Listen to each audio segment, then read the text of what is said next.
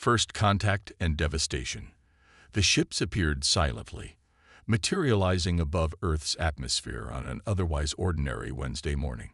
7 massive vessels, each the size of a small city, positioned themselves over the most populated regions of the planet. For 36 minutes, they hung motionless, black against the blue sky, as humanity collectively held its breath. No one expected the attack to come without communication. No demands, no ultimatums, just death from above. The first energy pulse struck Tokyo at 8:47 a.m. local time. Within seconds, similar beams lanced down from the other ships, targeting New York, London, Shanghai, Mumbai, Sao Paulo, and Cairo. Where the beams touched, matter itself seemed to dissolve. Buildings, streets, people, all converted to fine ash that scattered on hot winds. In those first minutes, the death toll reached millions. They called it the Silence Day. Hilara Chen was having breakfast in her small apartment outside Vancouver when the news alerts began flooding her phone. At 42, the former military strategist had spent the last 5 years teaching geopolitics at the university, trying to forget the things she'd seen during her service. But as she watched the live footage of destruction, something cold and familiar settled in her chest, the clarity of survival mode. "This isn't random," she murmured, studying the attack pattern. "They're taking out command centers." She grabbed her emergency bag, another habit from military days, and headed for her car. The streets were already filling with panicked people, but Ilara moved with purpose. Her destination was the small cabin her grandfather had built in the coast mountains, stocked with supplies and isolated enough to provide safety while she assessed the situation. On the drive north, radio stations fell silent one by one, replaced by emergency broadcasts that provided less and less useful information. By sunset, all organized communication had ceased. When Ilara finally reached the cabin, she immediately went to the small storage room where she kept her equipment. The old military-grade radio came to life with a static hiss, picking up fragments of transmissions, enough to confirm her worst fears. The aliens, now being called the Vraxen based on intercepted communications, had established ground bases in the ruins of major cities. Conventional military responses had failed catastrophically. Fighter jets exploded mid-air before reaching the alien ships. Missiles detonated harmlessly miles from their targets. Nuclear options were considered, then abandoned when intelligence suggested the aliens could redirect the blasts back to Earth. 3 days after the initial attack, the first Vraxen message was broadcast globally. It appeared on any functioning screen, interrupting all transmissions. The figure that appeared was humanoid but wrong in unsettling ways. Skin too smooth, eyes too large and entirely black, facial proportions subtly different from human norms. "People of Earth," the figure spoke in flawless, accentless English. "I am High Commander Vrax of the Galactic Empire. Your world now belongs to us. Resistance is pointless and will result in further cleansing actions. Accept Imperial rule, and survivors may be permitted to serve. Resist, and your species will be eliminated." The message repeated in multiple languages, then ended. "Serve," Ilara snorted, switching off the screen. "They killed millions just to make us slaves." Something didn't add up. Her strategic mind, honed by years of military planning, sensed an inconsistency. The attack pattern seemed designed to destroy leadership and military response capability, but not to maximize casualties. If they wanted to exterminate humanity, they could have targeted population centers more effectively. 2 weeks after Silence Day, Ilara encountered other survivors. A group of 7 had established a camp in an abandoned mining facility near her cabin. Among them was Dr. Marcus Way, a xenobiologist who had been studying potential extraterrestrial life forms before the invasion made his theoretical work suddenly, tragically relevant. "Their biology must be fundamentally different from ours," Way explained as they gathered around a small fire, careful to keep the light from being visible from above. The atmospheric composition they maintained in their ground facilities suggests they breathe a higher concentration of nitrogen and significantly less oxygen than humans require. Weaknesses? Ilara asked directly. Wei hesitated. Possibly. Their exoskeletons appear tough but rigid. They might be less agile than humans in certain environments. And their sensory organs seem adapted for different light spectrums. They wear protective gear in our sunlight. Over the following weeks, Ilara helped organize the survivors into something resembling a resistance cell. Her military background provided structure, while Wei's scientific knowledge helped them understand their enemy. They scavenged technology, established communications with other survivor groups, and began gathering intelligence on Vraxan movements and capabilities. The first real breakthrough came unexpectedly. Ja, a 19-year-old computer science student who had survived the initial attack, was examining a small piece of Vraxan technology, a handheld device recovered from a crash site. "It's responding to me," she said suddenly, her eyes wide with surprise. "I wasn't even touching the controls, just thinking about how it might work, and it activated." Wei and Ilara crowded around as Jia demonstrated. The device glowed with soft blue light when she held it, responding to subtle changes in her thought patterns. Neural interface technology, Wei breathed, but calibrated for their neurological patterns, not ours. The fact that it responds to Jia at all is fascinating. "Can you make it do anything useful?" Ilara asked practically. Jia concentrated, her brow furrowing with effort. "I think it's some kind of scanner. It's mapping the area around us." This discovery proved pivotal. Over the next several days, Wei and Jia studied the device, learning that human neural patterns were surprisingly compatible with Vraxan technology. In some ways, more compatible than the Vraxan themselves. Their technology is designed to respond to precise, structured thought patterns, Wei explained. Humans naturally think more flexibly, more creatively. We're accidentally overriding their security measures through sheer neurological diversity. Ilara saw the tactical advantage immediately. If we can operate their technology, we can infiltrate their systems. 1 month after Silence Day, Ilara led the Resistance's first offensive operation. The target was small, a Vraxan scout ship that had landed near the former city of Seattle to conduct atmospheric tests. Using the knowledge gained from the captured device, Jia had constructed a crude signal disruptor that could temporarily interfere with Vraxan communications. "Remember," Ilara told the small team of 6 volunteers, "we need the ship intact. Disable, don't destroy." The plan worked with unexpected efficiency. When the disruptor activated, the 3 Vraxan crew members became disoriented, losing contact with their main forces. The resistance team, using modified hunting rifles and improvised explosives, managed to neutralize 2 of the aliens while capturing the 3rd. The captured ship proved invaluable. Its systems, responding to human neural inputs, revealed a wealth of information about Vraxan technology and strategy. Most importantly, they discovered a critical weakness in the alien invasion force. "They're not as numerous as they want us to believe," Ilara told the expanded Resistance Council, now representing cells from across the Pacific Northwest. "Based on these navigational logs, I estimate fewer than 5,000 Vraxan personnel on Earth, total." 5,000. Someone questioned. They conquered the entire planet with 5,000 troops. "They conquered through shock and technological superiority," Ilara corrected. "But they can't maintain control without our compliance. Their entire strategy depends on us believing resistance is futile." The captured Vraxan, secured in a makeshift cell, eventually provided confirmation. When questioned about the Empire's limited numbers, the alien made a sound that might have been laughter. "High Commander's special project," it said in halting English, learned through its translation implant. "Quick victory, quick promotion, minimal resources allocated."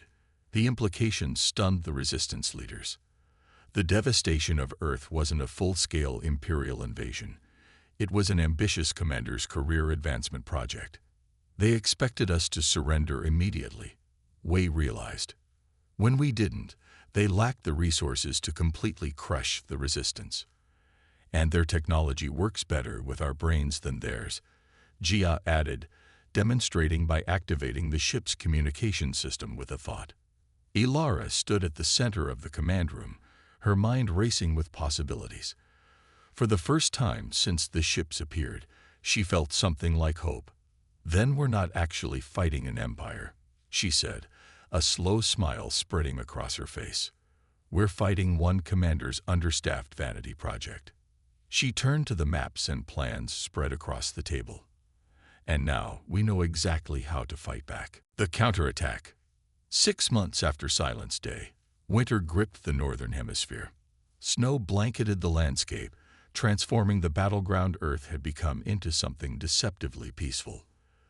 The resistance had grown from scattered survivor cells into a coordinated global network, all guided by a central strategy developed by Ilara Chen and her expanding team of military minds.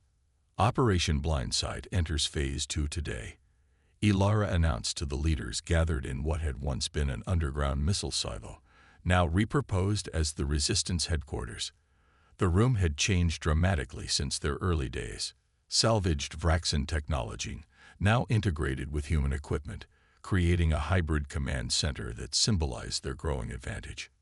Marcus Way, looking thinner but more determined than ever, gestured to the holographic display Jia had created using modified Vraxin projection systems. "The neural integration program has exceeded our expectations. We now have over 3,000 resistance fighters worldwide who can operate Vraxin technology at a basic level, and 47 specialists who can manipulate their systems better than the Vraxin themselves," Jia added proudly. At 20, she had become the Resistance's chief technology officer, leading a team that reverse-engineered alien systems with remarkable success. The display showed 7 blinking points around the globe, the positions of the original Vraxin ships, still hovering above the ruins of major cities. Smaller points indicated ground bases established in strategic locations. "Their command structure remains hierarchical and rigid," continued Commander Reyes, a former Special Forces operator who had joined Ilara's team 3 months ago. "All decisions flow from High Commander Vrax, who remains aboard the primary vessel over former New York." Ilara nodded, "Which makes our primary target clear. We take out Vrax. We destabilize their entire operation." "Suicide mission," someone muttered. "Not with what we've discovered," White countered, nodding to a slight woman with close-cropped gray hair. Dr. Sophia Lindstrom, a quantum physicist who had been working with recovered Vraxin engine components. "Their interstellar drives operate on principles similar to our theoretical quantum entanglement models," Lindstrom explained. "But they've solved the coherence problem using methods we hadn't considered. The fascinating thing is, the solution relies on precise neural calibration, something humans seem naturally adept at." In simple terms, Ilara translated, "We can potentially disable their ship's ability to maintain position or escape Earth's atmosphere. We can ground them." The plan that emerged was audacious. Using recovered Vraxin communication devices, resistance cells worldwide would simultaneously transmit a specialized signal, designed by Jia and Lindstrom, directly to the propulsion systems of all 7 ships. The signal, carried on neural frequencies that the Vraxin couldn't easily detect or block, would trigger a cascading failure in their quantum field generators. "We'll have approximately 8 minutes between deployment and full systems recovery," Jia explained. "During that window, the ships will be forced to ground emergency landing protocols. And that's when we strike," Ilara concluded. 7 simultaneous assaults, targeting each grounded ship with everything we have. But our primary objective is the New York vessel and High Commander Vrax." The preparations took another month. Resistance cells stockpiled weapons, both human and modified Vraxin. Neural interface training intensified, with Jia's team developing shortcuts to accelerate human adaptation to alien technology. The captured Vraxin, now more cooperative after months of isolation, provided critical information about ship layouts and security protocols. On the chosen day, Exactly 7 months after Silence Day, Ilara stood with her assault team in the forests outside what had once been New York City. The cold bit through their insulated gear, but no one complained. Everyone understood the stakes. Signal transmitting in 3, 2, 1. Jia's voice came through their communication devices. For several seconds, nothing happened. Then a deep, resonant humming filled the air. Above them, the massive Vraxan ship, which had hung motionless since the invasion, began to shudder visibly. Blue-white energy coursed across its hull. "It's working," Y breathed, monitoring readings on a modified Vraxan scanner. Field collapse at 60% and accelerating. The ship began to descend, not in a controlled manner but listing slightly, like a wounded animal. Emergency thrusters fired erratically, trying to stabilize its descent. When it finally touched down in what had once been Central Park, the impact shook the ground beneath their feet. "All teams, execute," Ilara commanded, and the assault began. Using Vraxan transport technology they'd learned to operate, the primary strike team bypassed the ship's outer defenses, materializing directly inside the vessel near what intelligence indicated was the command center. They encountered immediate resistance, Vraxan soldiers firing energy weapons that could disintegrate human tissue on contact. But the resistance fighters had advantages the aliens hadn't anticipated. Their neural interfaces with salvaged Vraxan equipment allowed them to disrupt the aliens' own weapons. More importantly, humans proved remarkably adaptable in close-quarters combat, something the rigid, hierarchical Vraxan were poorly suited for. Ilara led her team deeper into the ship, following the mental map created from intelligence gathered over months. The corridors narrowed, and resistance stiffened as they approached the command center. "They're trying to reroute power to the quantum drives," Jia warned through the comlink. "We've got maybe 3 minutes before they can restore partial field integrity." "Almost there," Ilara responded, ducking as an energy bolt sizzled past her head. The command center doors loomed ahead, a massive circular portal sealed with energy fields. Y moved forward, applying a device of his own design to the control panel. It interfaced with the ship's systems, feeding them conflicting neural patterns that confused the security protocols. The energy field flickered, then dissolved. Inside, High Commander Vrax waited with his elite guard. Taller than the other Vraxan they'd encountered, with distinctive gold markings on his exoskeleton, he showed no sign of fear as the humans entered.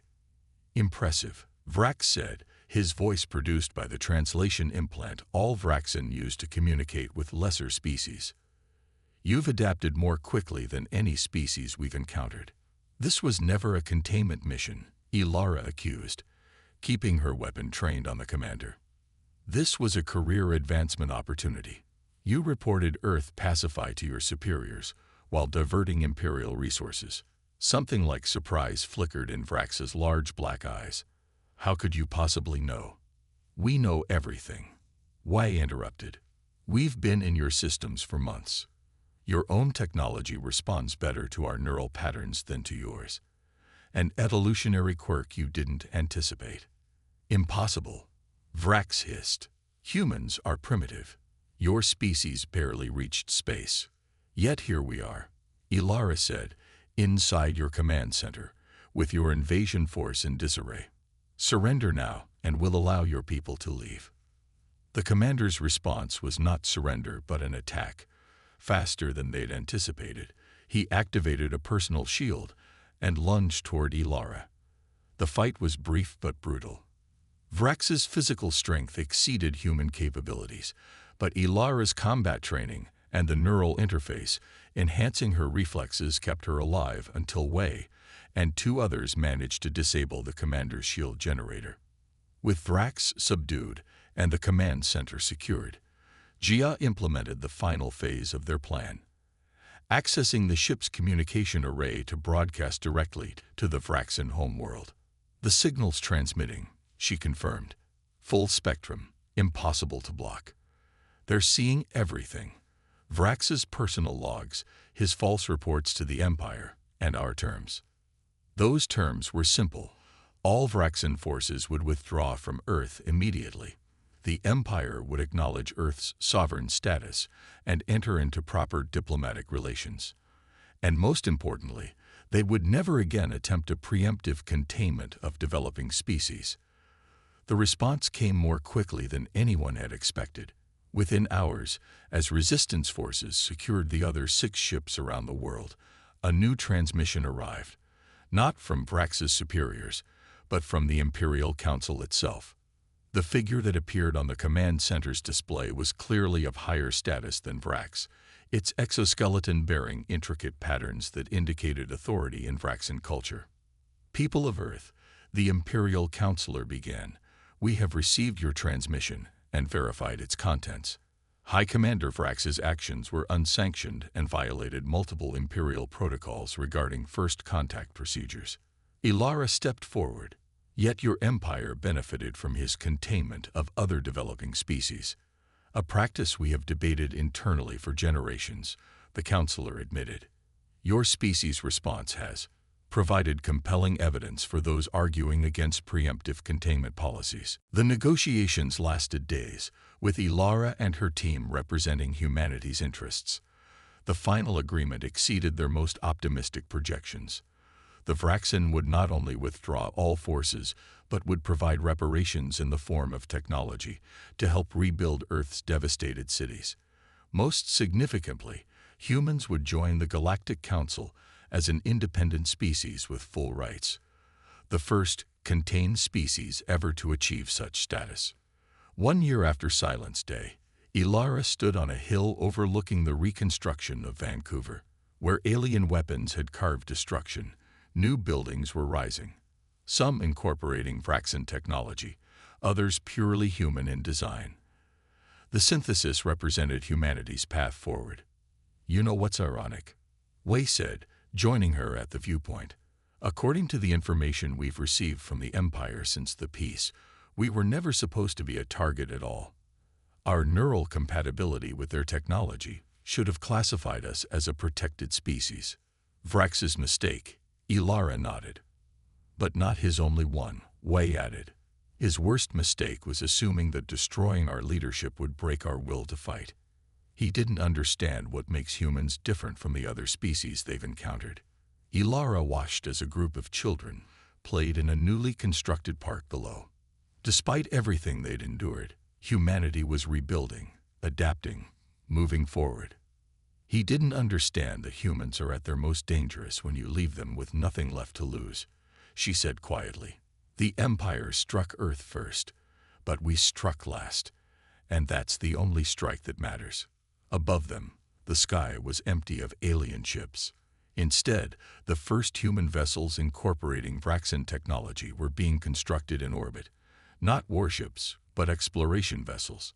Earth was looking to the stars not with fear, but with renewed purpose. The Empire had attacked Earth first. They had ignited humanity's fury, and in doing so, they had inadvertently launched humanity into a future brighter than anyone could have imagined before the day the ships appeared.